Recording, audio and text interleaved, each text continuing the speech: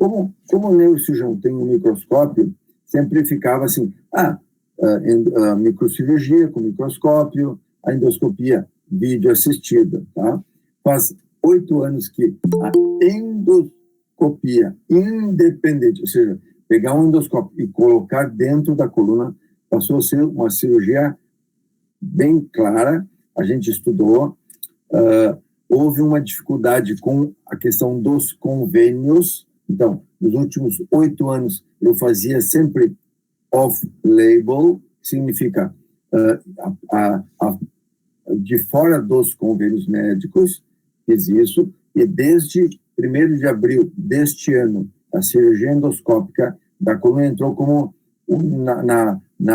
no rol da ANS. Então, a partir de agora, as hérnias de disco lombares, se eu quiser fazer por via endoscópica, eu estou autorizado. A ANS autoriza que eu use a endoscopia. E a gente está usando rotineiramente agora. Certo, muito obrigado.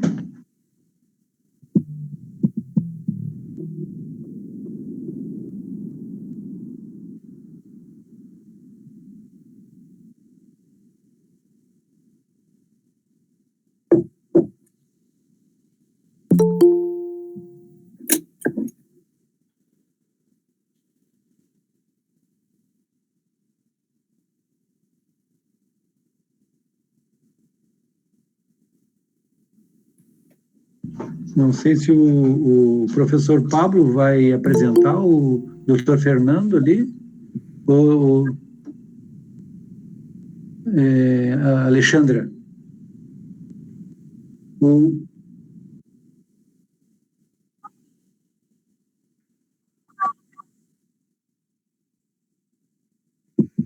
Ok.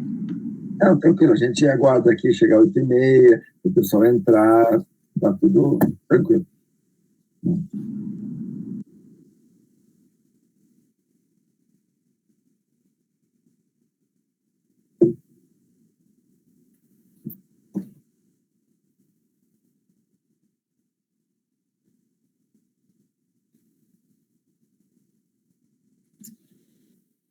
estou acostumado muito com o Zoom, é diferente o ambiente, então só tem que... qualquer dificuldade a gente vai ajeitando, tá? Porque a gente está acostumado com o ambiente na área do computador, com o Zoom, agora é a primeira vez que eu estou usando o Google Meet, então pode eventualmente preciso disso aqui, deixa eu... então as pessoas só têm que entender um pouquinho, que às vezes pode dar um problema aí para colocar as coisas. O que eu preciso é ter acesso, que as pessoas me vejam falando, e depois tem uma aula que eu vou escrevendo nos slides e alguns vídeos que eu quero mostrar. Então, vocês têm que só me monitorar. Está aparecendo, não está, que daqui a pouco muda um pouco o ambiente né, que a gente vê na tela. É só isso. Só me orientem para ver se as coisas estão corretamente aparecendo para vocês, e eu estou falando corretamente, ou se existe algum problema na tela do computador, tá? Vou tentar seguir um pouquinho a regra aqui do Meet, mas é a primeira vez que eu estou usando essa plataforma.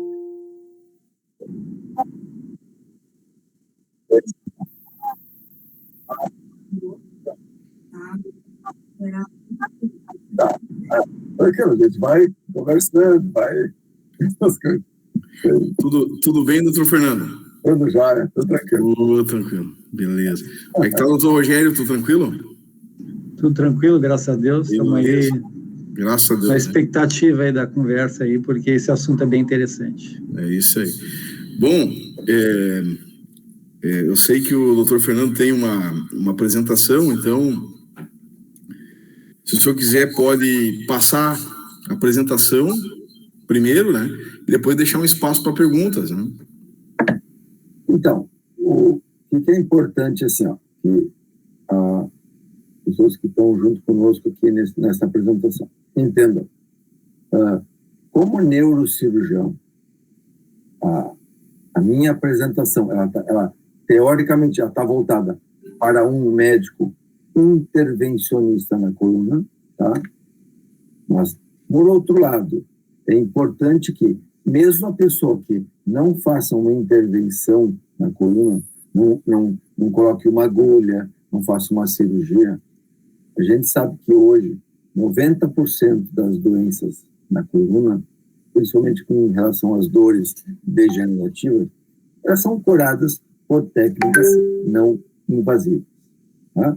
Então, toda pessoa que trabalha com fisioterapia, com acupuntura, com quiropraxia, com massoterapia, com osteopatia, todos vocês estão habilitados a tratar as dores da coluna por doenças degenerativas.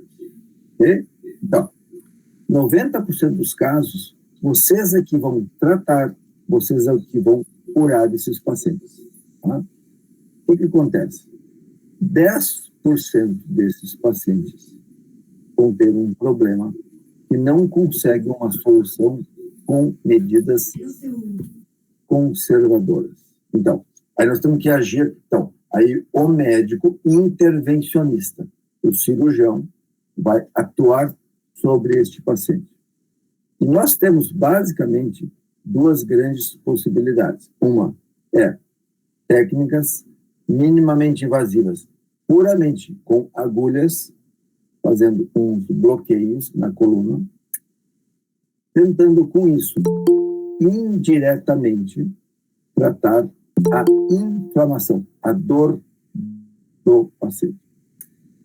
No momento em que, mesmo assim, o paciente não consegue a sua cura, nós temos as cirurgias, que elas vão ter que realmente atuar sobre a dor mais agressivamente sobre o paciente.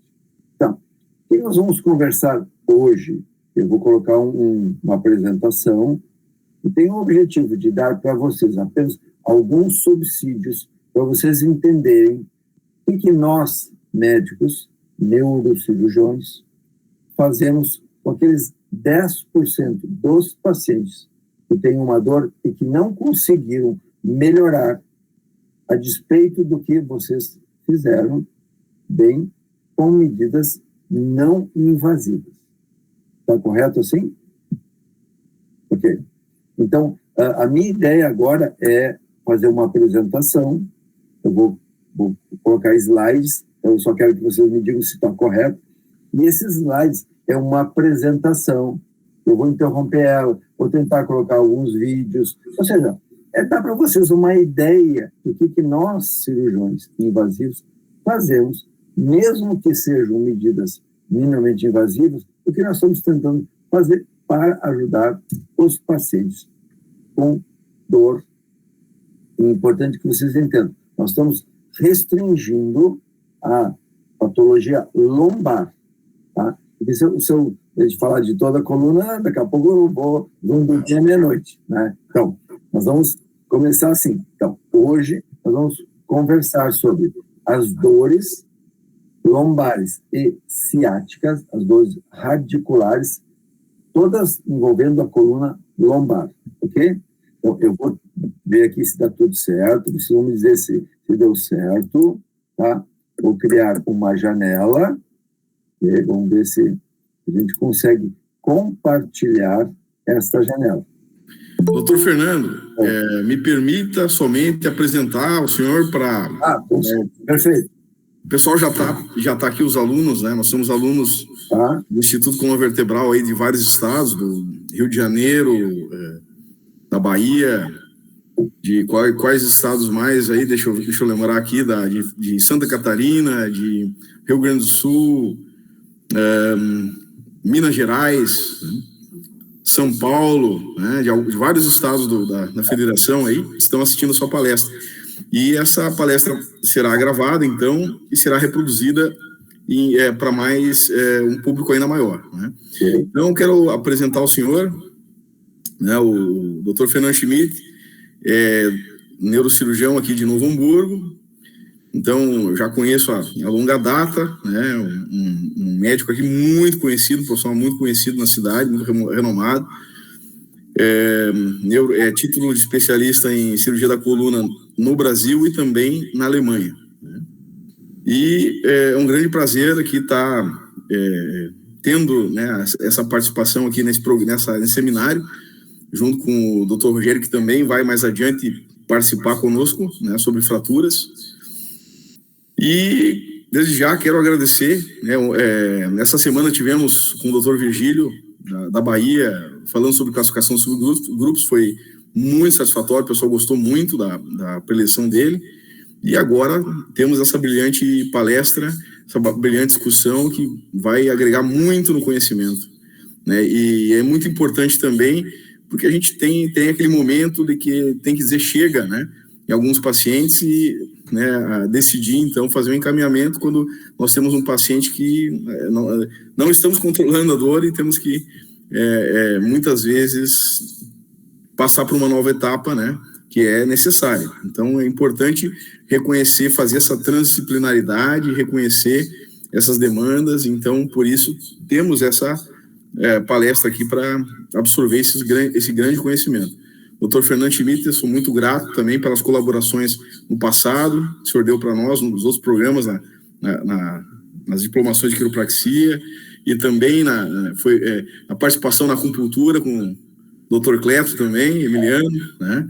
Então, um grande parceiro nosso, Dr. Fernando Schmidt, da mesma forma que o Dr. Rogério, tá? Então, eu quero fazer a palavra ao Dr. Fernando Schmidt, e eu gostaria que ele falasse também, antes de tudo, da sua experiência na titulação de especialista paralelo Brasil e Alemanha. Rapidamente, se ele pudesse falar, seria interessante para nós. Estão me ouvindo bem? Sim, né? Tá. Sim.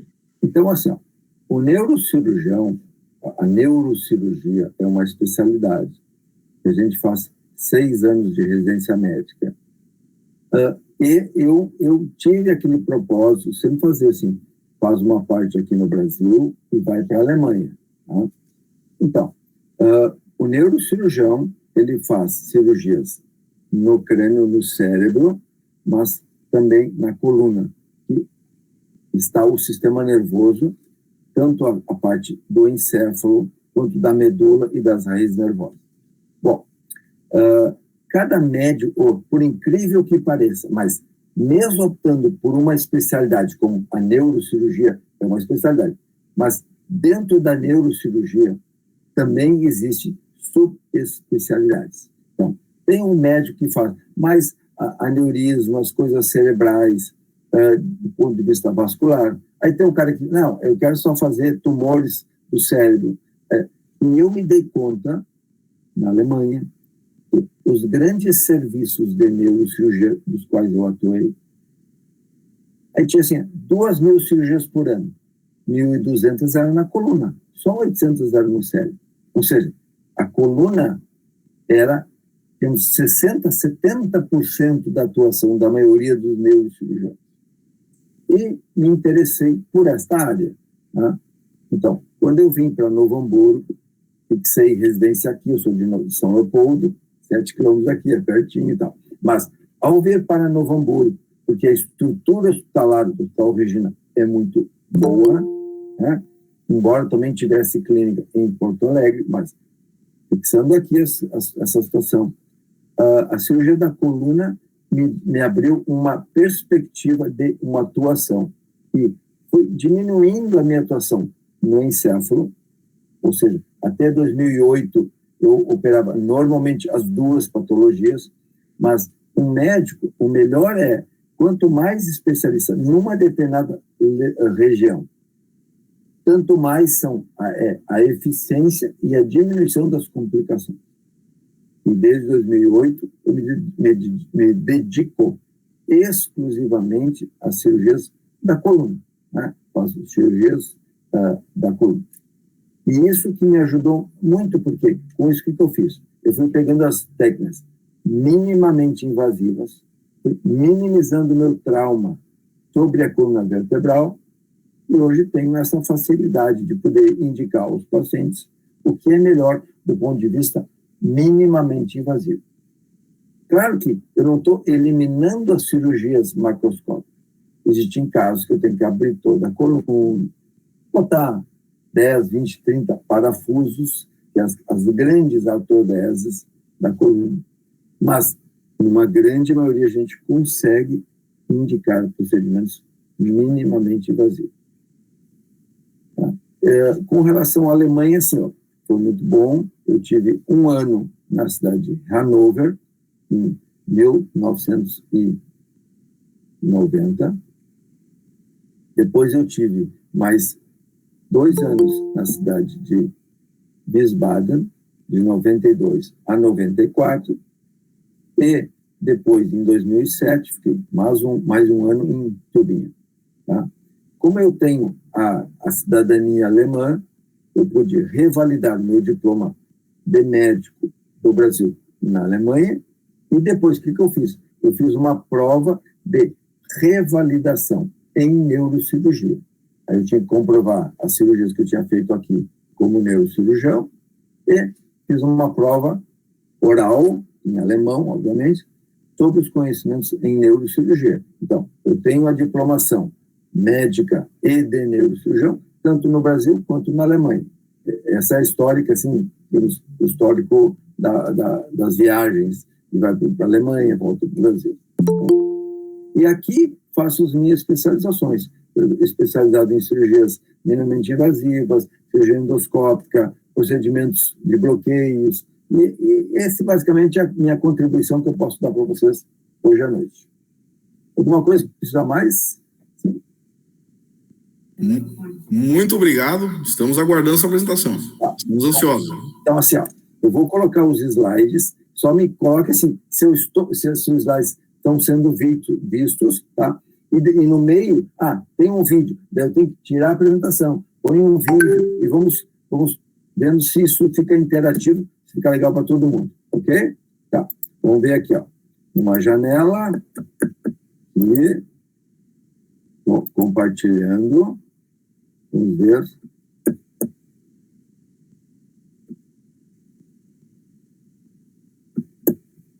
Vou tentar aqui, vou pegar a apresentação.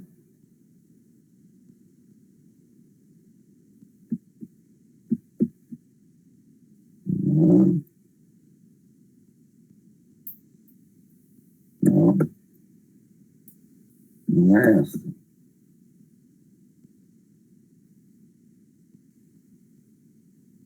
Você sabe que é sempre assim, quando a gente precisa, né, aí tudo parece que muda. Vamos ver assim, ó, é visível para vocês? Não, está bloqueada a tela, está bloqueada a tela. Então vou voltar, vamos lá. Vou voltar, vamos lá. Estou tentando voltar. Não sei por que eu não consigo voltar ao... Aqui, eu voltei para a tela. Vocês me veem? Tá. Então, vamos ver o seguinte. Vou estar aqui em ignorar. Então, eu vou tentar de novo, agora, compartilhar. Teoricamente, eu teria que você ter que ver a minha apresentação. Vamos botar de novo, vocês verem se ela aparece na tela de vocês. Aparece ou não? Vocês veem ela? Não aparece. Não aparece. Então, vamos tentar entender por que ela não aparece. Vocês estão me vendo, certo? Sim. Tá. Então, aqui existe uma coisa assim, ó, para a apresentação, de novo, ok. Nós estamos aqui, estamos nos vendo, correto? Tá. Sim. Então, eu vou de novo para aquela apresentação. Então, eu tenho 2 opções, a tela inteira ou uma janela. Tenta a tela inteira, Fernando. Tá. Acho melhor. Aqui, vou compartilhar. Ok. Vou esperar. Tá. Aí eu vou diminuir aqui e vou botar minha... Agora está apresentando. Tá. Tá show. Agora. Estamos te vendo. Tá bem? Estamos te vendo e está apresentando. Vou desligar meu microfone agora. Tá. Perfeito, perfeito. Tá. Agora eu vou fazer uma coisa. Eu vou passar o slide, me digam se passou certo. Passou? Tá. Então. Tá. Ocultar. Tá. Mas vocês estão me ouvindo, correto? Tá. E estão vendo só a apresentação, correto?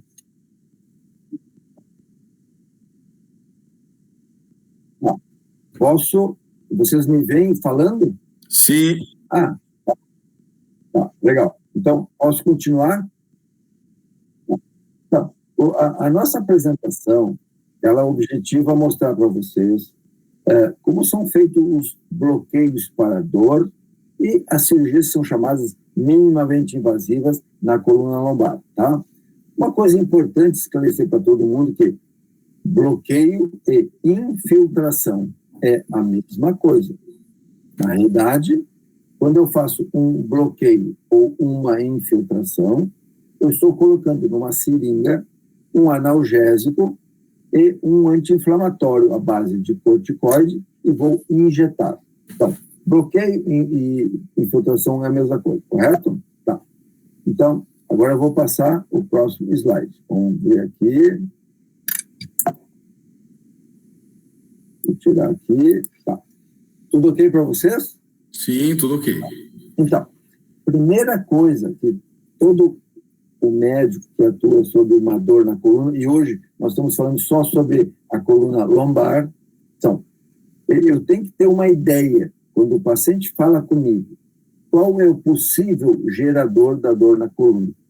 Na realidade, os geradores de dor na coluna são vários. Né? Então, eu posso ter uma dor... Opa, voltou. Ok, vamos voltar aqui. Tá. Não. Okay. A dor pode ser das facetas lombares. Tá? Primeiro aspecto aqui. Tá ok aqui? Todo mundo está escutando? Tudo certo, estamos escutando. Tranquilo. Então, a primeira coisa é que, como eu tenho várias articulações na coluna, eu posso ter uma artrose na coluna lombar, tá? E vocês veem o meu pointer, ele é visível para vocês? Vocês conseguem ver? Está ótimo. Uhum, pode falar tranquilo, está ótimo. Tá. Então, isso aqui é uma faceta articular, isso aqui é outra faceta articular. Então, normalmente, pelo desgaste, às vezes o paciente tem uma dor lombar por artrose da faceta. O que ele vai dizer? Doutor, eu estou dormindo de noite, eu acordo com dor lombar. De manhã cedo tem uma dor. Depois que eu acordo, levanto da cama, passou uma hora, a dor passa. Então eu já sei, provavelmente é uma dor facetária, né, das articulações lombares. Aí eu digo, não, mas eu acordo bem. Aí, na medida que o dia passa, vai aumentando a minha dor. Bom, então, provavelmente pode ser que a dor seja do disco, dor chamada discogênica. Outra possibilidade. Não, o problema é a minha dor não é só na coluna, ela é ao longo da perna. Então, é uma dor de origem radicular. Então, eu tenho que saber, ou vou projetar que a dor dele é uma dor de origem de uma raiz lombar. Né? Se a dor é na frente da coxa, eu vou pensar na raiz de L3. Se for na canela, vou pensar na raiz de L4. Né? Se for em cima do pé, a raiz de L5. Se for na sola e na panturrilha, a raiz de S1. Tá? Existem algumas dores que são exclusivamente lombares, que podem ser por inflamação dos nervos, por exemplo, o sino vertebral, mas é uma questão por protusões medianas, sem nenhuma compressão radicular, sem que haja uma artrose. Tá? Também existem as dores pela articulação sacroiliaca. Né? Então, a dor não é especificamente na coluna lombar, mas ela é mais baixa, lateralmente, ao longo das articulações sacroiliacas. E, por último, existem aquelas pessoas que têm 70, 80 anos de idade, sofreu uma queda e tem uma dor insuportável. Suspeite de uma dor por uma fratura osteoporótica. Então, sempre que eu estou à frente de um paciente, primeiro eu tenho que ter um diagnóstico, tá? E a hipótese diagnóstica, ela deve ser corroborada por um diagnóstico. Qual é o diagnóstico? Ressonância magnética. Hoje, a gente tem a facilidade de ter o exame da ressonância magnética que nos diz, não obrigatoriamente, tá? Então, porque ela mostra muitas degenerações, da coluna como um envelhecimento, mas ela vai nos dar precisamente assim, qual o provável diagnóstico. O que vocês têm que entender de tudo isso? É que cerca de 80% dos pacientes, principalmente os pacientes jovens, a gente não sabe exatamente a causa. A gente não sabe exatamente qual é o possível gerador da dor. Por outro lado, qual é a vantagem? É que a gente também sabe que 90% desses pacientes vão ser tratados de forma correta com medidas não cirúrgicas. Então, eu tenho uma vantagem. Embora eu não consiga fazer 100% do diagnóstico, mas eu sei que a maioria vai curar. Né? Esse problema de saber qual que é o gerador real da dor, cabe a nós. Realmente, o paciente que não melhorou, aí vai para o médico para ele fazer, então, um diagnóstico. Correto? Estão me ouvindo bem? Ok? Sim. Aí, assim, quando a gente fala sobre procedimentos intervencionistas para tratamento da dor na coluna, o que nós temos? Nós temos alguns procedimentos que são feitos ou nas facetas articulares, ou vão ser feitas nas raízes nervosas, ou nós vamos no disco, ou nós vamos na vértebra, ou nós vamos nas articulações sacroiliacas. Então, o que é importante vocês entenderem? Nós podemos, como médicos intervencionistas, nós podemos ir nessas regiões quando nós suspeitamos que essas são a causa da dor. Então, aqui eu coloquei alguns procedimentos, que na realidade é a maioria dos procedimentos que podem ser feitos minimamente invasivos na coluna. Tá? Okay. Então, sempre que a gente faz um procedimento na coluna minimamente invasivo, isso é feito sempre por um intensificador de imagem. Esse aparelho que vocês estão vendo aqui, isso é o quê? Um aparelho de raio-x. Ele dá em tempo real um raio-x da coluna, em qualquer posição que ele estiver. Bom, como esse aparelho ele emite uma radiação, é um raio-x, o que é importante primeiro? Que o médico intervencionista se proteja nas principais áreas das quais ele pode ser lesado. Por exemplo, existem óculos que fazem uma proteção radiológica, existe a proteção para a tireoide, tá? Existe a proteção para o tórax, para o abdômen, as mãos. Então, a gente pode usar luvas que dão uma proteção radiológica. Né? Só para dar um exemplo, eu particularmente, eu tenho 62 anos, eu não sei se isso tem a ver com os procedimentos que eu faço ou não, mas eu tive catarata nos 2 olhos e eu acabei botando 2 lentes intraoculares, tá? Para questão de refração e tal. Se isso tem relação com os procedimentos, não sei, mas é uma questão. Sempre o médico que intervém num paciente com a irradiação, ele tem que estar ciente de que existe algum risco eventual nas coisas que ele faz. Tá? Bom, o que nós fazemos? Tá? Uma vez que eu tenho um aparelho de intensificador de imagem, esse intensificador, ele me dá a imagem da coluna no sentido de mostrar as estruturas ósseas. Tá?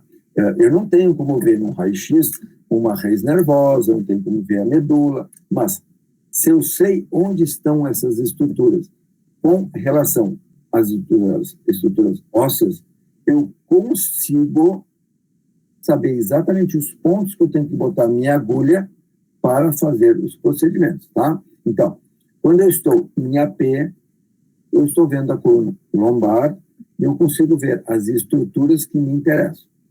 Aí eu faço o que o aparelho fique em perfil e aí eu vou ter as imagens, eu consigo ter uma ideia tridimensional de como é a coluna da pessoa, e quando eu faço o procedimento, meu procedimento vai ser exatamente naquela região que eu preciso atingir, seja uma faceta lombar, uma raiz, o sino vertebral ou intradiscal. todas as, inclusive também a sacroiliaca, eu consigo entrar dentro dessas estruturas e fazer minha intervenção, chamada minimamente invasiva. Ok? Então, vocês estão ouvindo bem? Sim. Ok, tá. Para fazer esses procedimentos, existem duas coisas que nós, médicos intervencionistas, sabemos, tá? Vocês, é uma novidade, assim, não vou entender bem o que é isso. Então, duas coisas. Primeiro, existe uma visão radiológica chamada Scott Dog, que é uma visão de um cachorro britânico, tá? Então, esse focinho, essa orelha, esse pescoço, então, na realidade, esta imagem aqui eu consigo reproduzir no raio-x. Daí eu vou saber aonde eu tenho que ir com a minha agulha. E outro é também chamada a visão de túnel, onde eu vou fazer com que a minha agulha siga exatamente o trajeto do aparelho de raio-x. Se eu usar essas duas técnicas, eu consigo chegar nos pontos que são importantes para nós para bloquearmos. Vejam bem, eu tenho uma radiografia da coluna em AP. Primeiro, eu tenho que saber onde é a linha média, mostrei ali o processo espinhoso. Eu vou saber onde é que estão os pedículos lombares, onde é que estão as raízes. Então, é isso que o cirurgião tem que entender. Onde é a linha média, onde são os pedículos, tá, lombares, que são as estruturas em vermelho aqui, e aonde estão as raízes nervosas. Se eu sei que a raiz nervosa está saindo aqui, se eu botar uma agulha aqui, não é bom. Por quê? Eu vou botar uma agulha dentro do nervo, não é o que eu quero. O que eu quero? Ou eu ponho a raiz ou a agulha aqui, em cima do nervo, ou abaixo. Então, eu tenho que definir qual que é o meu propósito, né? Então, nenhuma agulha ela é boa se ela for dentro da estrutura neurológica. Ela tem que estar do lado. Do lado eu posso colocar uma medicação. Então, é importante entender esta anatomia do ponto de vista neurológico, embora eu não veja isso durante o procedimento. Tá? Bom, muito importante assim. Quando eu vou atuar sobre o procedimento, esse aparelho que está aqui, que é o aparelho intensificador de imagem, ele tem que ter uma maleabilidade, ele tem que girar, e eu tenho que conseguir colocar ele de tal forma, por exemplo, quando eu quero atuar sobre uma determinada vértebra, um determinado nervo, então, eu tenho que ter que... Opa, voltou, vamos voltar aqui. Tá. Voltou a imagem? Está correta agora a imagem de novo? Perfeito. Ok, então, desculpe que voltou ali a imagem, não sei porquê, mas o que é importante, tá? Então, eu consigo colocar a coluna exatamente na linha média, tá? Eu vejo bem os pedículos, sei a parte superior aqui, ali, sei que a raiz nervosa vai sair aqui, tudo isso eu consigo o quê? Manejando este aparelho chamado de intensificador de imagem, tá? O que é o Scott Dog? Tá? Isso, para quem não está acostumado a ver todo dia, é uma coisa muito interessante. Quando eu angulo o raio, ou seja, eu vou para o lado esquerdo, eu vou para o lado direito, depende exatamente da dor do paciente, tá? O que é o Scott Dog? Veja, tente se focar aqui. Vocês conseguem ver bem o meu pointer? Sim. Sim. Isso. Então, isso aqui é a orelha, isso aqui é o focinho, e aqui está o pescoço do chamado do cachorrinho, tá? Então, esta imagem aqui, quando eu viro para um lado ou para outro, ela me indica exatamente as estruturas ósseas, e eu sei exatamente onde é que eu tenho que ir com a minha agulha para fazer aquilo que eu pretendo fazer, tá? Bom, vamos lá. Vamos adiante aqui. Então, aqui. Então, à medida que eu angulei, vi aquele cachorrinho, Aí o que eu vou fazer? Eu vou pegar a minha agulha, tá? E vou fazer com que a minha agulha ela venha da pele até a coluna por uma visão ortogonal. Ou seja, eu preciso tentar colocar que a minha agulha seja exatamente ao longo desta angulação, onde eu estou vendo a estrutura óssea da coluna. Então, aí eu sei o quê? De novo aqui, ó. Então, imagina que eu virei para o lado direito, tá? Aí eu vi assim, estou vendo no raio-x, estou vendo a orelha, estou vendo o focinho, estou vendo aqui o pescoço, estou vendo as patinhas dele. Todas as lesões estão aqui. Então, se eu quero ir na articulação, eu já sei que aqui é o ponto. Eu quero ir no nervo que inerva a articulação. Eu vou vir aqui. Mas eu preciso entrar dentro da vértebra. E aqui eu sei que vai ser o pedículo. Não, mas meu bloqueio eu vou fazer no nervo. Eu já sei que vai ser aqui, na frente do pescoço. E último, eu quero entrar no disco. Tá? Aí eu já sei que é abaixo, onde está a raiz, aqui embaixo eu vou ter. Todas essas estruturas neurológicas eu não vejo, mas eu sei onde elas estão. Então, por isso que esse desenhozinho no raio-x me dá a informação necessária para fazer o procedimento. Aqui, uma peça anatômica, para vocês terem uma ideia do que eu estou falando. Imagine, vocês conseguem observar meu pointer? Sim. Okay. Então, imagine que isso aqui é a orelha, aqui está o focinho do cachorrinho, aqui está o olho dele, aqui está o pescoço. Então, eu sei que aqui atrás da orelha eu tenho articulação lombar. Tá? Eu sei que o nervo que inerva essa articulação, ela vem aqui. Então, nesse pescoço aqui, eu tenho o nervo que inerva essa articulação. Tá? Mas eu sei também que, se eu entrar aqui, eu vou chegar no pedículo, que vai me botar uma agulha lá dentro da vértebra. Eu também sei que, aqui embaixo, tá? Eu tenho a raiz nervosa. Isso aqui é o nervo saindo. Então, na frente do pescoço eu tenho o nervo, e abaixo eu tenho o disco intervertebral. Se eu tiver essa noção anatômica, eu consigo fazer os bloqueios que eu quero fazer. Está ficando claro para vocês essa questão anatômica? Sim. Tá, ok. Sim. Então, vejam bem. Agora eu estou no procedimento, tá? Eu coloquei o meu raio-x para a esquerda. O que eu estou vendo aqui? Eu estou vendo a orelha, eu estou vendo o focinho, eu estou vendo o pescoço. Aqui, atrás da orelha, eu tenho a articulação. Se eu quiser bloquear a articulação, vai ser nesse ponto aqui. Se eu precisar entrar dentro da vértebra para botar acrílico, porque quebrou a vértebra, aqui vai estar o pedículo.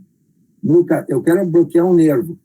O nervo, ele vem aqui. Então, eu vou aqui em cima, vou fazer, aqui está uma agulha para quê? Para fazer um bloqueio do nervo. Então, eu consigo, através dessa anatomia chamada radiológica, saber onde eu tenho que colocar a minha agulha. Tá? Bom, só para mostrar para vocês, então, a orelha, as articulações, estão vendo todas, tá? A posição das raízes nervosas, que o cirurgião imagina, ele não vai ver a raiz, ele sabe que está ali. E esta agulha aqui que ela está fazendo, ela está em cima, ela não está no nervo, ela está acima do nervo. Tá? E também onde estão os discos intervertebrais. Então, quando eu tenho eu imagino que a dor seja discogênica, seja do disco, bom, eu sei onde está o disco. Se a dor é da faceta, eu sei onde está a articulação facetária. Se eu imagino que a dor é da raiz, eu sei onde é que está a raiz. Mas isso eu não vejo. Eu sei, do ponto de vista tridimensional, onde está com os parâmetros ósseos radiológicos. Ok? Bom, Então, ali que eu vou chegar. Então, quando eu tenho veja bem, aqui, então eu estou fazendo um procedimento. O que eu faço? Eu aponto com o meu instrumento que local que eu quero entrar, porque agora eu quero bloquear a raiz. Eu sei que ela sai aqui, mas ela sai um pouquinho abaixo. Ou seja, se eu bloquear aqui, eu não vou lesar a raiz, vou fazer um bloqueio dessa raiz. Tá? Bom, aí o que acontece? O que é o Tunnel Vision? Tunnel Vision, o que é? É que a minha agulha, eu só vejo ela. Então, ela é como uma flecha. Ela está ao longo da angulação do raio-x. Então, com isso, eu sei que eu estou lá no ponto que eu preciso estar. Eu não estou saindo eu não estou pegando o nervo. Tá? Aí aqui, de novo, o que a gente chama de Tunnel Vision. Eu não vejo outras partes. Eu só vejo a cabeça da raiz. Eu sei 100% que a minha raiz, a minha agulha, ela está ao longo do bloqueio. Tá? Aqui, por exemplo, desculpa. Vamos voltar. A mesma coisa. Isso aqui é a articulação sacroiliaca. Então, a gente sabe que essa articulação, o local de entrada é na parte inferior, diretamente dentro da articulação. Então, o túnel vision, o que é? Eu variei o raio-x e minha agulha entrou exatamente ao longo do meu raio e me mostrou ela dentro desta articulação. Tá? Bom, de novo aqui, ó. De novo, aqui já modificou um pouquinho. A agulha está quase 100% dentro da cabeça da agulha, mas mudou um pouquinho, mas ainda é totalmente aceitável, tá? Para que não haja nenhum problema. Se eu pegar, veja bem, agora o que eu fiz? Eu desangulei. Não, agora eu estou fazendo um raio-x normal, reto. Aí eu não tenho mais a visão do Tunnel Vision, mas eu sei que a minha agulha, ela veio em direção ao ponto que eu queria. Eu sei que a raiz sai aqui, e essa ponta da agulha não está pegando a raiz. Eu só estou confirmando a minha posição, tá? E no perfil é a mesma coisa, no perfil. Ou seja, o nervo, geralmente, ele está nesta posição aqui. Eu não vejo, mas eu sei que está ali. Então, raspando o pedículo, abaixo dele, eu sei que a minha agulha está no local certo para injetar uma medicação anti-inflamatória, sem que isso cause uma lesão da raiz nervosa. Tá? Isso tudo, o cirurgião, ele está a par desta anatomia dita radiológica. Tá? E quando eu estou com a agulha aqui, o que eu faço? A gente injeta um contraste. Contraste, o que é? Ela torna escura as estruturas neurológicas. E aí eu consigo confirmar que o meu medicamento pega esta raiz que está saindo entre L4 e L5, que é a raiz de L4, e aqui está a raiz de L5, que vai sair por aqui. Então, eu consigo, por um contraste radiológico, eu consigo confirmar que o meu bloqueio vai atingir essas duas raízes. Tá? Então, é uma confirmação do que eu quero fazer. Tá ok para vocês? Estão conseguindo ver a minha... Sim. Tá tudo ok, né? Tá. Uma outra coisa, além de em estruturas específicas, tá? Entre as facetas articulares, aí tem as raízes, tá? Também o que ajuda muito é fazer um bloqueio chamado epidural, ou seja, eu injetar anestésicos com corticosteroides ao longo da coluna, para quê? Para desinflamar não só a raiz, mas também, por exemplo, o nervo sinovertebral, que inerva a dura mater, o disco intervertebral, para aquelas dores lombares. E um canal muito bom para isso é o sacro. Na parte final do sacro, nós temos aqui uma abertura, e essa abertura aqui é chamada de hiato sacral. Então, além de bloquear as raízes ou as facetas, a gente sempre vai lá para o sacro e consegue colocar uma agulha aqui dentro. Para quê? Para que o corticoide ele entre aqui para dentro da coluna, até L3, L4, L4, L5, e banhe isso com uma solução anti-inflamatória. Tá? Então, esse procedimento, ele usa esse canal que existe aqui, esse aqui é o sacro, tá? Existe uma abertura aqui, e aqui eu estou mostrando como é que a agulha entra. Então, a gente consegue, olhando numa radiografia, a gente consegue colocar uma agulha que entra dentro do canal sacro, a abertura é aqui, e estando aqui, eu consigo confirmar, eu injeto um contraste, esse contraste entrou aqui para dentro, então eu sei que ele vai chegar lá dentro da coluna lombar. Confirmando isto, eu pego uma seringa de em torno de 20 mililitros, em que tem xilocaína, fentanil, que é um outro anestésico, e o corticoide, e injeto isso na coluna, e também me ajuda muito a fazer uma desinflamação do processo. Tá? Todos esses procedimentos que eu estou descrevendo, eles são bloqueios e ou infiltrações, que é a mesma coisa. Eu estou injetando uma medicação para desinflamar as estruturas. Tá? E existe um outro procedimento chamado de radiofrequência. Então, o que eu faço? Eu tenho como fazer com que uma corrente elétrica saia da ponta da agulha e ela esquente ao redor dela, as estruturas que estão do lado dela, e ao esquentar, ao colocar um calor, eu posso fazer o quê? Eu amorteço os nervos da dor. Tá? Então, a radiofrequência é isso. Tá? É uma corrente elétrica de alta frequência que consegue, na ponta da sua agulha, denervar, consegue amortecer os nervos da dor. Tá?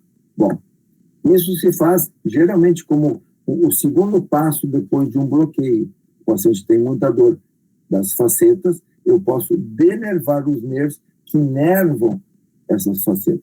Tá? Então, a radiofrequência, existe um aparelho e eu sei que uma articulação lombar, ela recebe inervação da parte superior, da parte inferior. Então, a minha agulha, eu vou colocar aonde? No pescoço daquele Scott Dog. Então, aquela visão que eu tenho da coluna angulado, no pescocinho daquele cachorro, eu sei que vai estar o nervo que vai inervar uma articulação.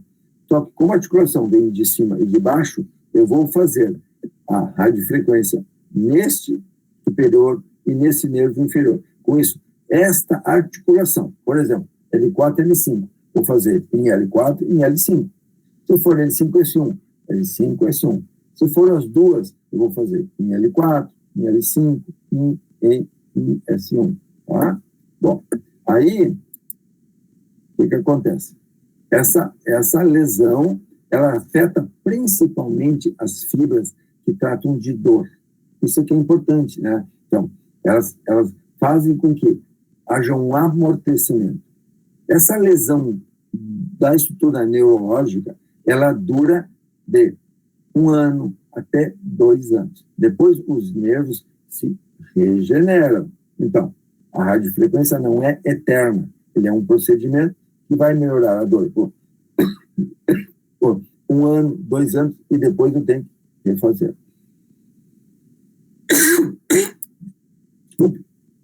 Bom, só para vocês entenderem, no momento que eu ponho a agulha na coluna, eu vou deixar isso por em torno de 90 segundos, é 1 minuto e meio, 80 graus. Com isso eu já leso o nervo, já tiro a dor do paciente por radiofrequência.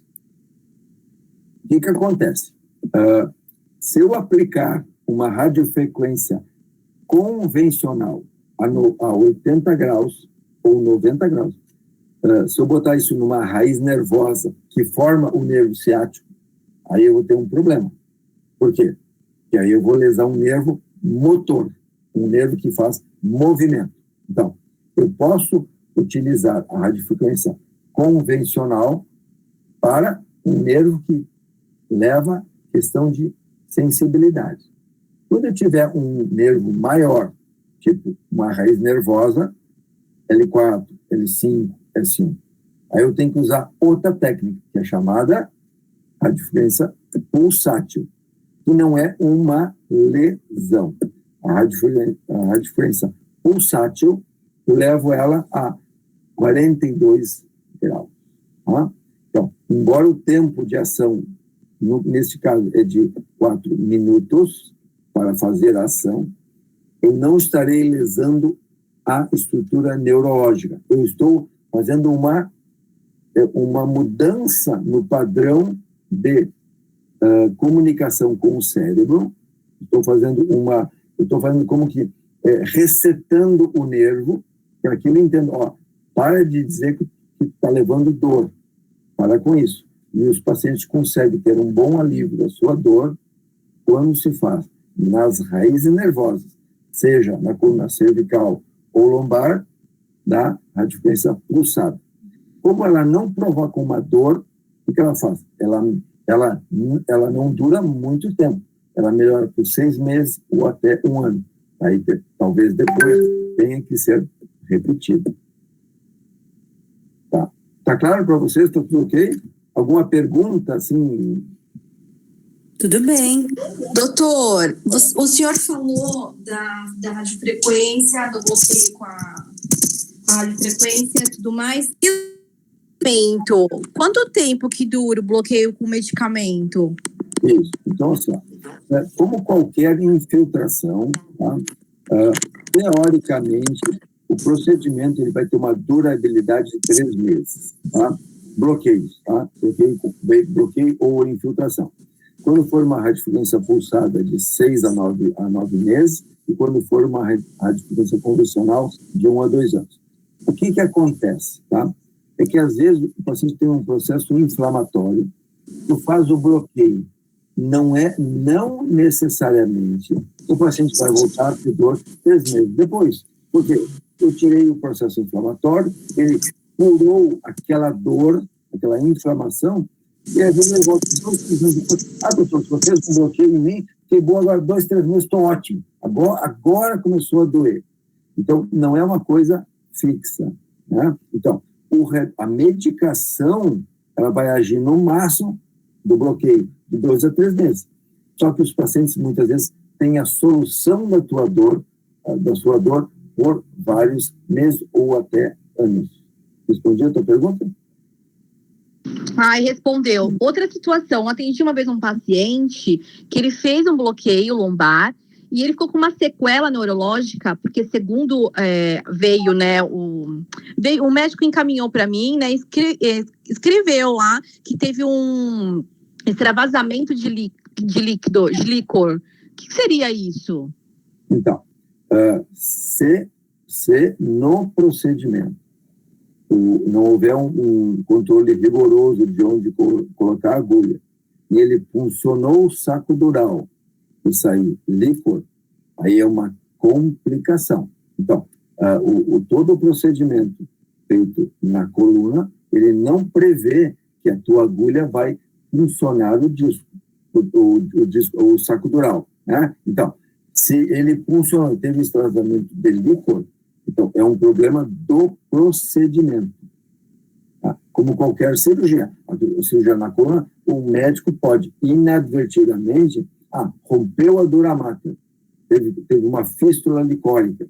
A gente pode voltar, tem que abrir de novo, tem que suturar, mas nós estamos falando de uma complicação do procedimento. Mas não é rotina que, ao fazer um bloqueio, a gente funcione a dura mater e tenha saída de líquor.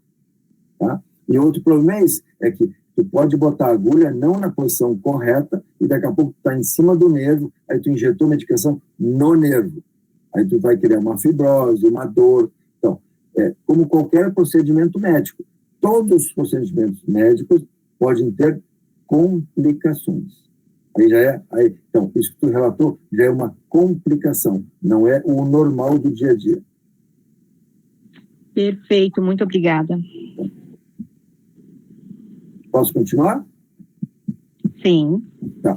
Então, assim, dentro dos procedimentos invasivos, assim, minimamente invasivos, existe uma outra situação, assim, tem pacientes que tem fraturas osteoporóticas. Geralmente são pacientes de 65, 75, 80, 90 anos de idade. Aí eles vão relatar que eles caíram sentados, ou fez um esforço ao abrir uma janela e tal. O que acontece? A vértebra, ela fratura aqui, como estamos vendo aqui. Qual que é a possibilidade? Primeiro, a grande maioria das fraturas osteoporóticas são tratadas conservadoramente. O que é isso? O paciente vai ficar em casa, vai ficar deitado, põe um colete. Né? Só que tem pacientes que não toleram a dor e a dor fica incapacitante. Então, nós médicos, neurocirurgiões, nós temos como colocar uma cânula dentro da vértebra e, pela cânula, injetar isso aqui, que fica preto, que é o acrílico. Ele entra uma pasta de dente, tá? E depois de 15 minutos ele fica fixo, ele consolida, e ao consolidar, ao criar um acrílico duro aqui dentro, ele tira a dor do paciente. Tanto que no dia seguinte o paciente vai embora e diz, doutor, a minha dor se foi embora. Então, vertebroplastia é um outro procedimento que nós usamos, mas para dor por fraturas osteoporóticas. Ok? Bom, vamos adiante. Vejam bem, como o tema hoje é bloqueios minimamente invasivos e cirurgias, então, nós encerramos aqui o primeiro tópico, que era dos bloqueios. Com alguma dúvida, alguém quer fazer um questionamento sobre bloqueios e infiltrações na coluna? Pergunta, doutor. Que critério que o senhor usa para definir que tipo de procedimento fazer com o paciente, no caso da radiofrequência ou o bloqueio por medicamento? Primeiro, todo paciente que tem uma dor radicular ou que tem uma dor do tipo facetária, ele primeiro tem que fazer um bloqueio. A radiofrequência só está indicada depois que o paciente fez um bloqueio teste. Então, quando eu indico um bloqueio ou infiltração para o paciente, eu tenho dois propósitos. Primeiro, é saber que aquilo que eu bloqueei realmente é a causa da dor. Então, doutor, fiquei ótimo, mas durou só um mês. Ok, mas ficou um mês sem dor. Tá. Se ele ficou um mês sem dor, eu sei que a faceta é a dor. Então, eu vou indicar uma radiofrequência daquelas facetas ou daquelas facetas que eu sei que eu atingi meu propósito de tirar a dor. Tá? Aí não, mas a dor é radicular. Eu fiz um bloqueio da raiz. Doutor, não melhorou nada. Então tem alguma coisa. Então, o meu diagnóstico não está correto. Então, vai ver que a dor é uma síndrome piriforme ou é uma bursite trocantérica. Ou seja, existe antes de propor uma radiofrequência, o paciente tem que fazer um bloqueio teste. Está claro isso? Ok, muito obrigado. Tá. Mais alguma pergunta? Boa noite. Doutor, no começo da live, se eu não me engano, o senhor disse que aproximadamente 80% não sabemos a origem da dor. Levando em consideração isso, como o senhor sugere para o paciente um bloqueio, levando em consideração essa estatística? Isso. Porque, assim, os pacientes que chegam ao médico são só os 20%. Na realidade, os 80% que tem uma dor que não tem uma causa importante, que não vai ser diagnosticada, todas as dores deles vão curar em 4 a 8 semanas. Então, é aquele paciente que fez um mau jeito, teve um bago agudo. Então, o que acontece? Ele teve a dor, tomou um remédio, ficou bom, procurou vocês, tratou. Quando ele chega para mim, ele não chega nessa porcentagem. Ele já diz, doutor, eu estou há 2 meses com dor, não sei o que está acontecendo, a dor vem na minha coluna, vai para a perna. Então, aí sim, aí a ressonância magnética me dá este diagnóstico. Tá? Raramente o paciente procura um médico, o especialista, veja bem, ele vai procurar um médico porque teve uma crise de coluna, só que ele vai autocurar em 4 a 8 semanas, independente do que nós fizemos para ele. Então, ele vai trabalhar com vocês, com um clínico geral, mas quando ele chega a nós, já é a exceção. ele já está naquela margem dos 20% dos pacientes que não melhoraram da dor. E aí sim, nesses pacientes eu vou conseguir definir. É uma dor facetária, é uma dor radicular, é uma hérnia, é uma discite, é um tumor. Parecido? Sim, muito bem explicado, Fernando. E mais uma dúvida. Qual segmento isso é uma dúvida pessoal, né? Qual segmento da coluna você anda mais fazendo bloqueio? Assim, 80% dos bloqueios são na coluna lombar, 18% são na coluna cervical, que, aliás, é o melhor segmento para bloqueios. A resposta aos bloqueios cervicais são muito bons, bem melhores do que a própria lombar, e só cerca de 2% eu faço na coluna dorsal. Mas todas as colunas podem ser bloqueadas, tá? Mas claramente a lombar predomina, a cervical é menos, mas a porcentagem de melhora ela é muito maior, e também nas cirurgias, tá? A coluna cervical, ela não sei, tem algumas peculiaridades dela, a resposta é muito melhor na cervical do que na própria lombar, mas a maioria é lombar. Beleza, Fernando, muito obrigado.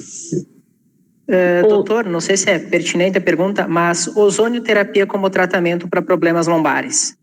Isso. Bom, eu estudo ozônio há 15 anos, tá? Eu sempre acreditei no ozônio. Então, o ozônio é a transformação do O2 em O3. Tá? A gente tem um aparelho que faz isso. Tá?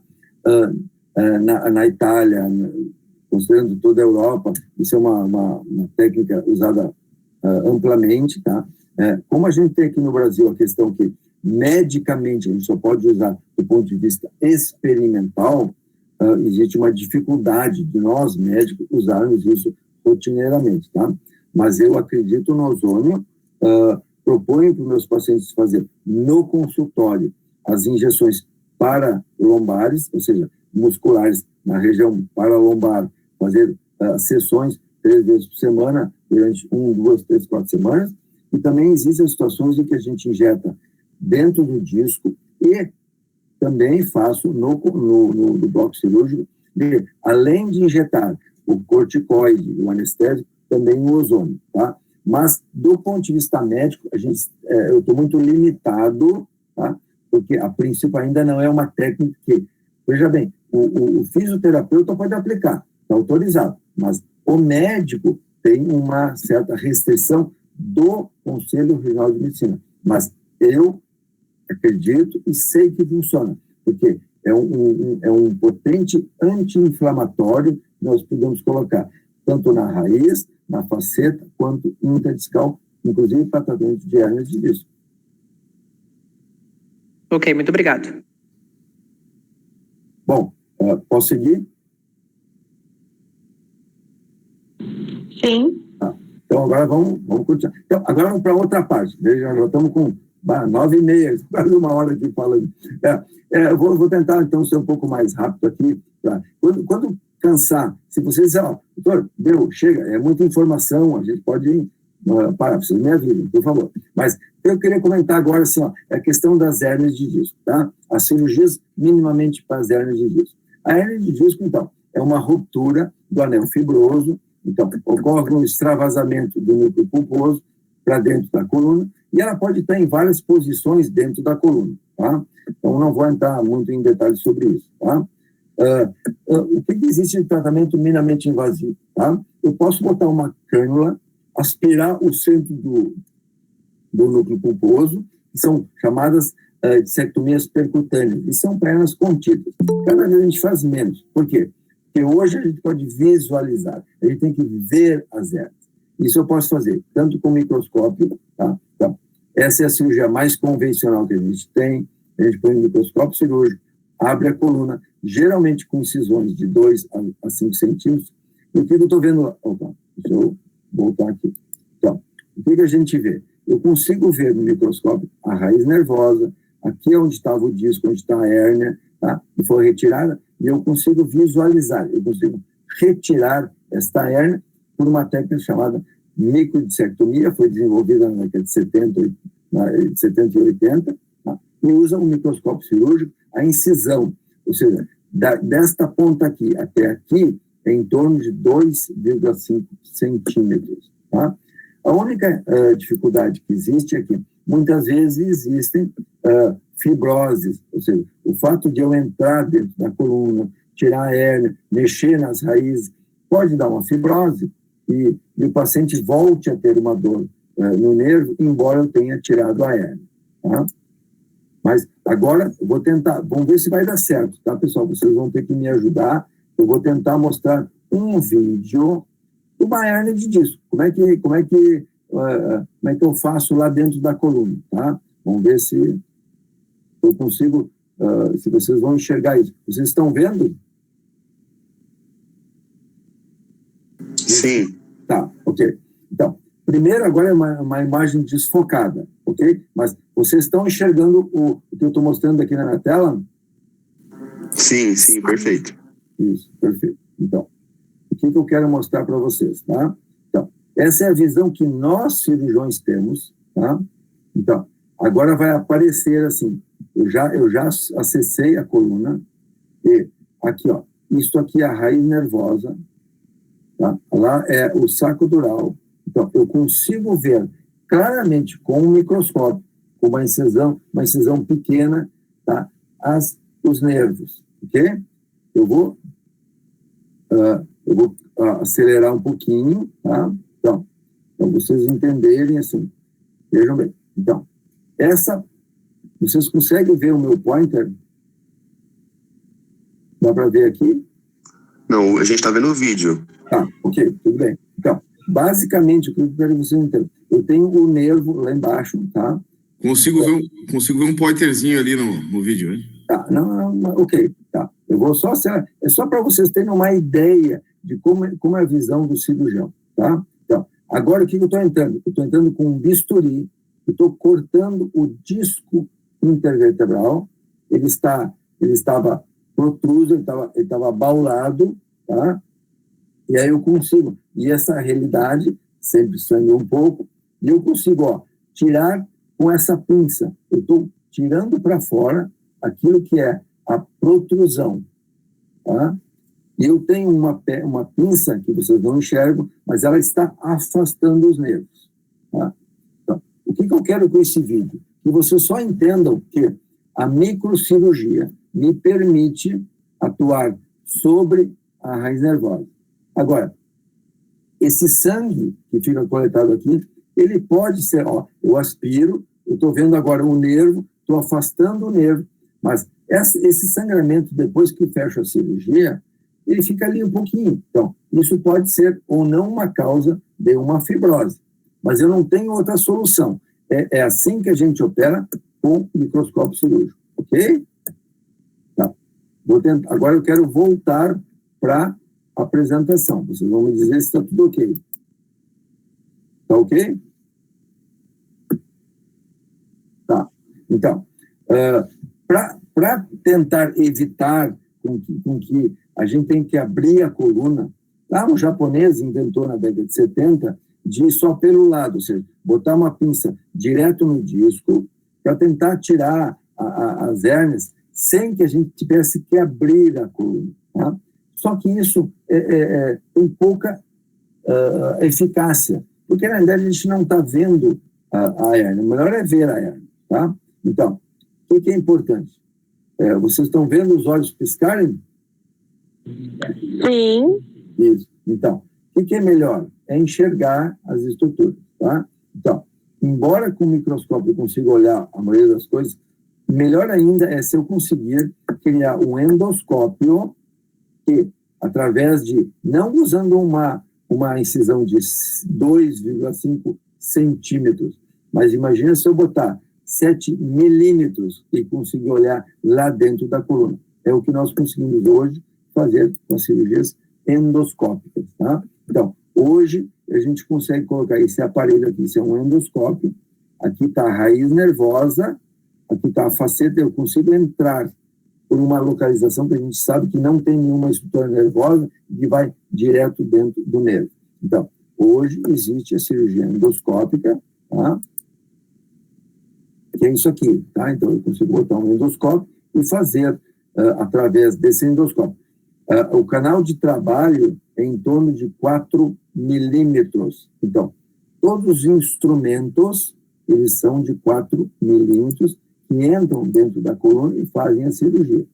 Na verdade, é isso aqui. Vocês imaginam que aqui é o disco intervertebral, tá? A raiz vai estar aqui, e eu vou conseguir, através dessa cana de trabalho de 7 milímetros, colocar um artroscópio de 4 milímetros e vou tirar a hérnia, que é o material discal. Tá? Isso são as chamadas cirurgia endoscópica. E eu posso entrar inclinado, posso entrar mais reto, para quê? Depende onde é a hérnia. Se a hérnia está mais no meio, se a hérnia mais está do lado, está bem fora. Então, eu consigo direcionar meu endoscópio para a localização correta. Tá? Então, só para vocês entenderem, assim, eu posso vir de qualquer região e acessar a hérnia de disco, independente onde ela esteja. Tá? Isso é feito com anestesia geral. O paciente fica deitado nesta mesa aqui, e aí eu defino na ressonância se eu quero vir mais lateral, se eu quero vir mais lateral, dependendo da localização da hérnia de disco. Tá?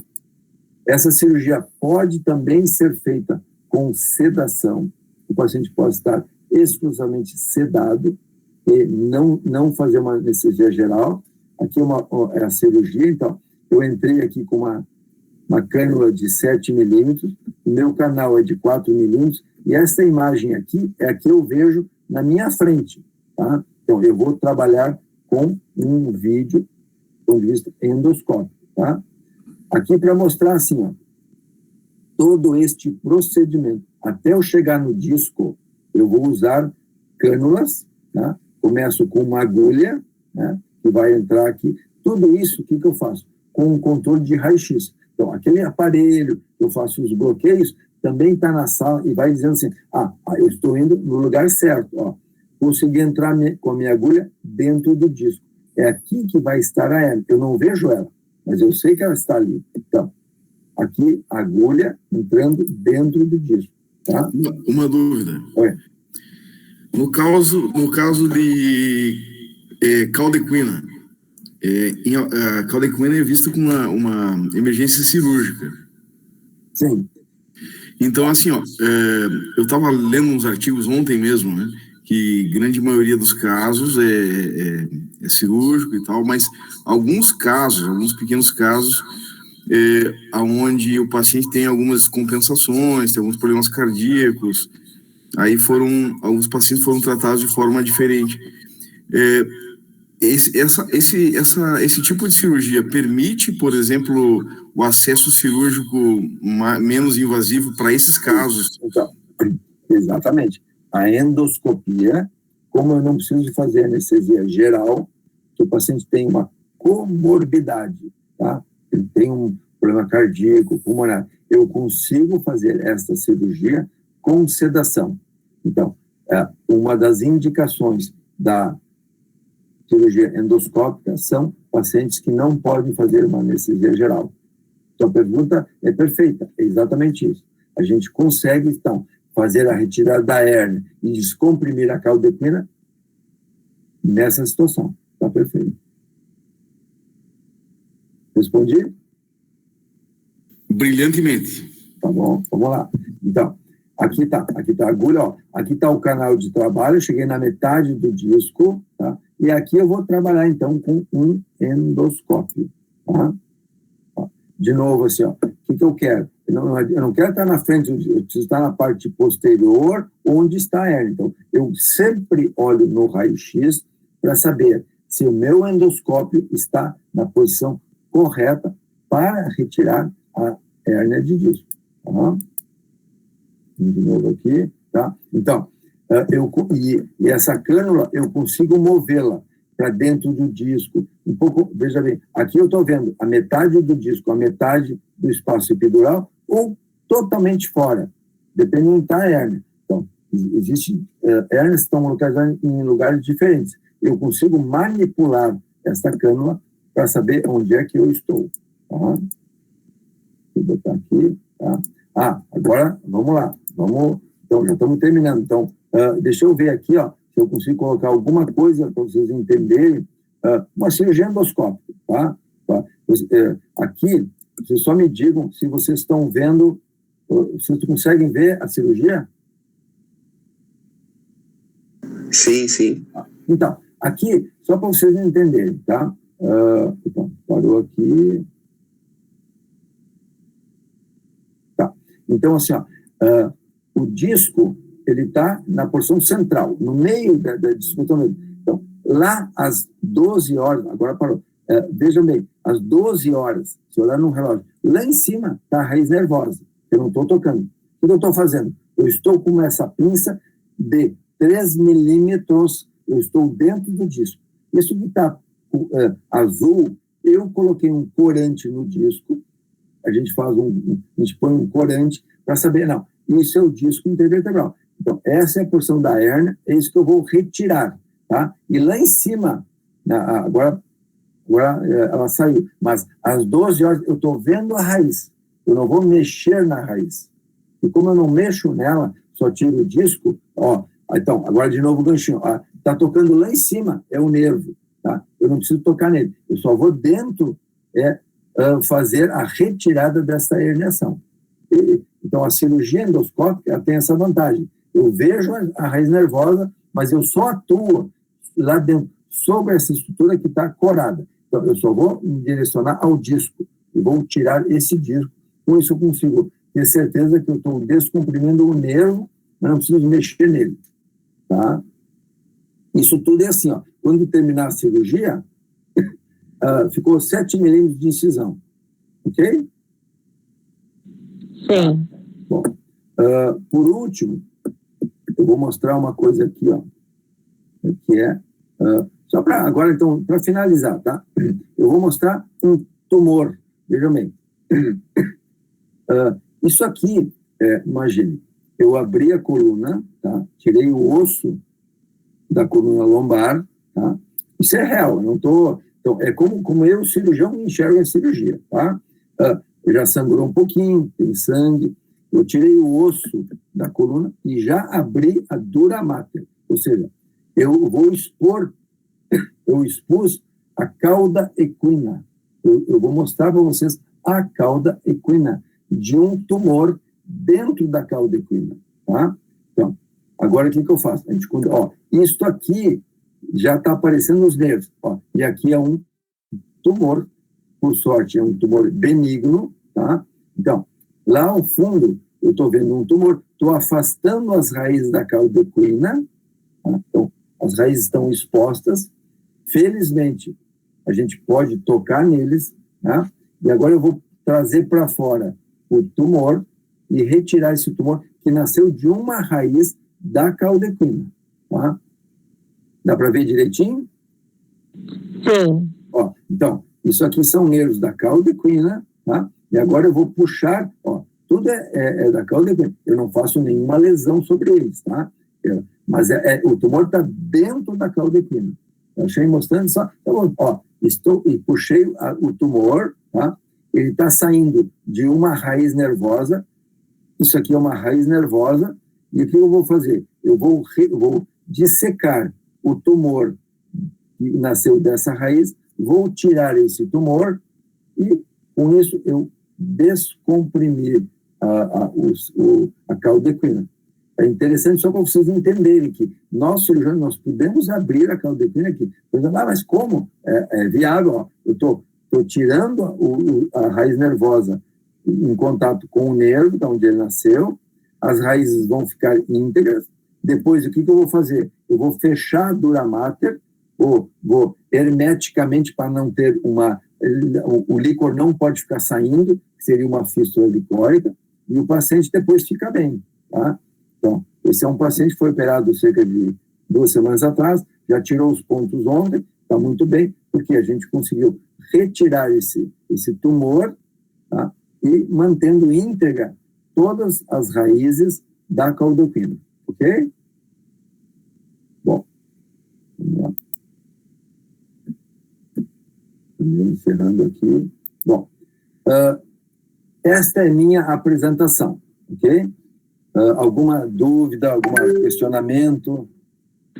Sim, doutor Fernando, seguinte, um paciente com diagnóstico de uma hérnia extrusa.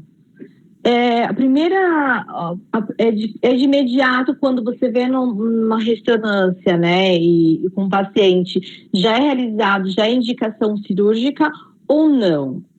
Não, assim, toda hérnia de disco tem 2 indicações cirúrgicas. Primeiro, quando o paciente não melhorou dos sintomas num período mínimo de 8 semanas. Então, todas as técnicas não cirúrgicas estão indicadas para tratamento de qualquer hérnia de disco por no mínimo 8 semanas. Se não melhorou, ele é encaminhado ao cirurgião para discutir o tratamento cirúrgico. Com a seguinte exceção. Veja bem, se a dor é totalmente incapacitante, você faz 1 semana, mas você não consegue caminhar e tem uma grande extrusão, eu vou operar, porque o paciente precisa, tá? Ou chamada síndrome da caldequina, ou seja, o paciente tem dormência na região genital, não consegue urinar, então, ou seja, ou ele tem o pé caído, ou seja, se ele tiver um déficit neurológico intenso, vamos operar o quanto antes. A dor é incapacitante, não tem como melhorar, vamos operá-lo. Caso contrário, se espera de 4 a 8 semanas. Por incrível que pareça, as hérnias extrusas, às vezes, respondem melhor o tratamento conservador do que as protusões. Por quê? Às vezes, a extrusão, que é um sequestro, ela sai do disco, tá? Às vezes, ela é absorvida mais rapidamente e dá melhor resultado do que a protusão, porque ela está presa. Ela prende o nervo e o paciente não consegue melhorar. Perfeito, muito obrigada.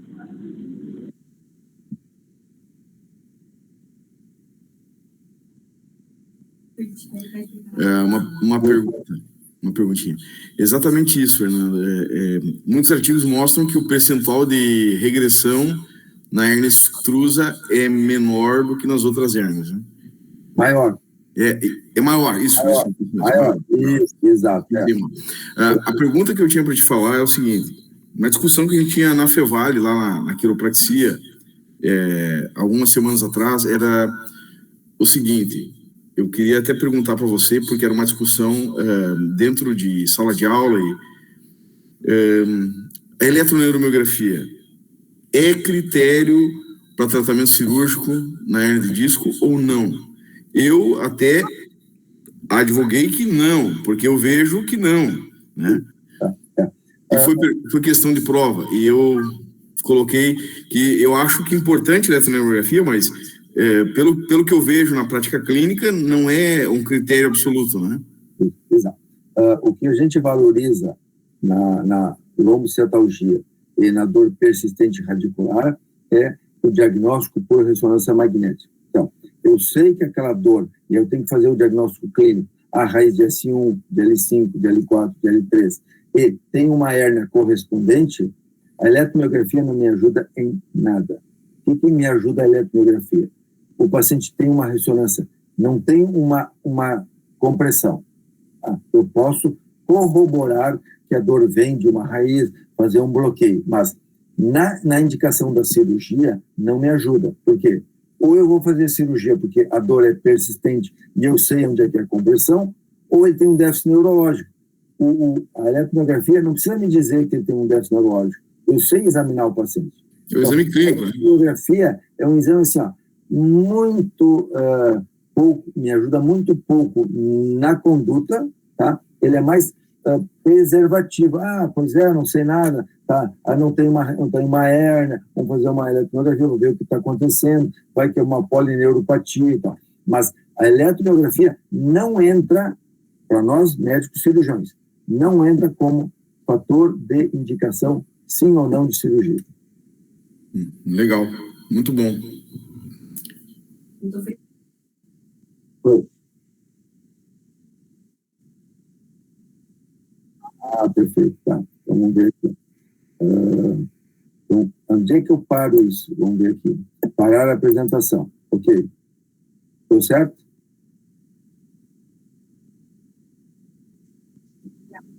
Muito bem, doutor Fernando. Mais alguma pergunta, pessoal? Angélica, Gabriel... Sim, eu quero mais uma pergunta. Estou abusando, né, doutor Fernando? Não, vamos aproveitar, pessoal. Vamos aproveitar que é difícil aí. O homem não é fácil achar ele, não. Primeiramente, maravilhoso. Nossa, amei. De verdade, super didático. Muito bom mesmo, doutor Fernando. Gratidão. Uma pergunta. A gente nunca sabe se dá mais informação, menos informação. Eu sei. Super didático. O mais didático possível. Muito bom. Uma pergunta. Paciente que já vem para a gente com uma ressonância, com um exame, né, de imagem, e está lá na ressonância estenose. Apresenta, tem uma protusão ou baulamento, porém com presença de estenose. Normalmente, estenose vertebral é indicativo de cirurgia? Então, o que acontece assim? Tem alguns pacientes que têm geneticamente pedículos curtos, então eles já nascem com uma estenose congênita, tá? E a protusão vai aumentar ainda mais a compressão. Veja bem, sempre na coluna, a indicação cirúrgica é dor incapacitante, independente do que ele tem. Se ele tem uma protusão, se ele tem uma estenose de canal, eu sempre digo aos pacientes, eu posso atuar cirurgicamente se ele tem uma dor incapacitante. Agora, a estenose, como ela é uma situação óssea, eu não tenho como ajudar muito o paciente. Eu posso fazer um bloqueio e ele postergar a questão. Agora, o que eu preciso saber? Se a estenose se ela é de 50%, provavelmente o bloqueio vai ajudá-lo, tá? Agora, eu tive exatamente anteontem, um paciente com uma espondilolistese L4-L5 degenerativa, tem uma estenose de canal de 80% com uma produção discal. E eu disse, eu só posso tratar cirurgicamente, porque a estenose é de 80%. Então, não é todo paciente com estenose do canal. Depende do grau de estenose. Se é 50% para baixo, talvez eu consiga ajudar com medidas conservadoras, bloqueios, tá? Agora, acima de 70%, 80%, ele será cirúrgico. Perfeito.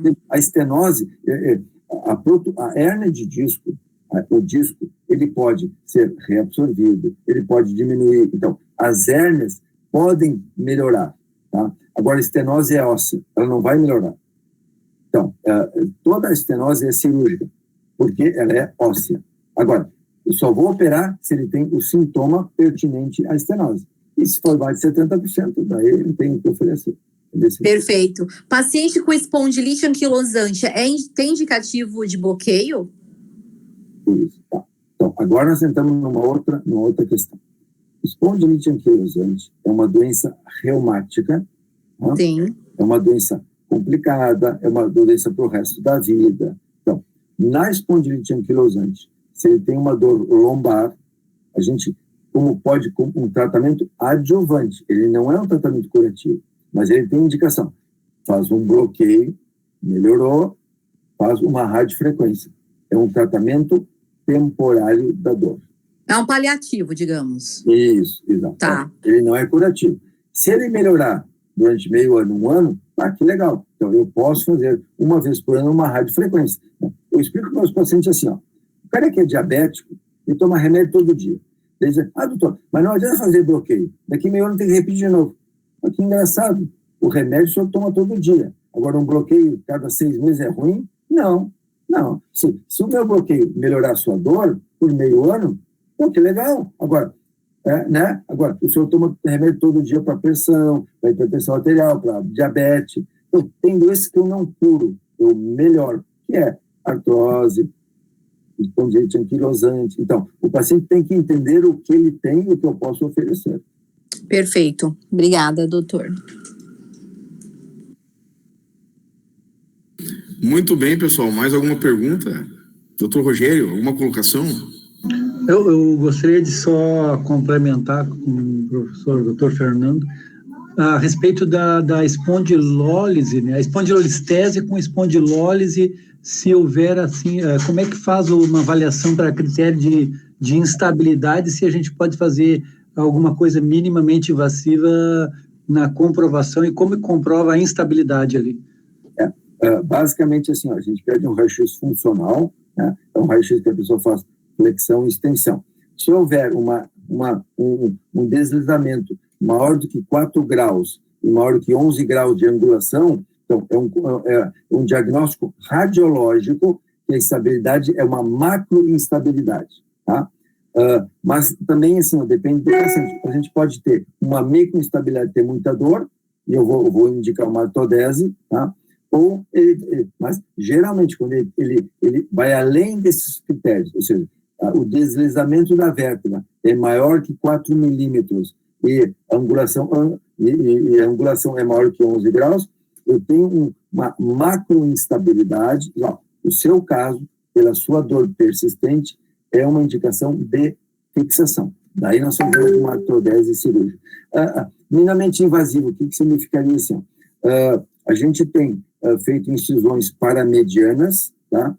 Entre o multífuso e o longuíssimos, então, sempre paralelo ao longo da musculatura para chegar na coluna, a gente descomprime ela, tira o disco, põe um cage e põe os parafusos, está tentando minimizar a agressão cirúrgica, tá? Mas ela não deixa de ser uma cirurgia maior, tá? Não tem como fazer só com uma agulha, com um vídeo, é uma cirurgia aberta, mas tem como minimizar o trauma à musculatura. Perfeito, muito obrigado. Muito bem, pessoal.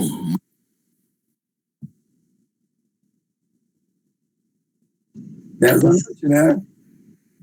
Foi 1h30. Vamos lá, pessoal. Mais alguma pergunta? Excelente a pergunta do Dr. Rogério, que a gente comenta muito isso, né, com as turmas, né, sobre a instabilidade na espondilolistese. Excelente pergunta. Conversamos muito sobre isso, né, sobre o raio-x funcional, muito, muito importante. Bom, eu acho que só temos a agradecer ao Dr. Fernando Schmidt. Espetacular, a pessoa gostou muito, né? Eu vou mandar, nós vamos fazer a gravação aqui da live, vamos mandar o link para o senhor, tá ok? Muito obrigado, tá? Boa noite a todos. Muito obrigado mesmo, tá? Obrigado, doutor Rogério, obrigado a todos, tá? Obrigada, doutor, obrigada. Eu que agradeço o convite, agradeço a honra da participação do professor Dr. Fernando Schmidt, aí, que nos ajudou bastante a elucidar aí. Bacana. Um grande abraço. Obrigado. Saudações, pessoal. Até mais, hein? Valeu, boa noite.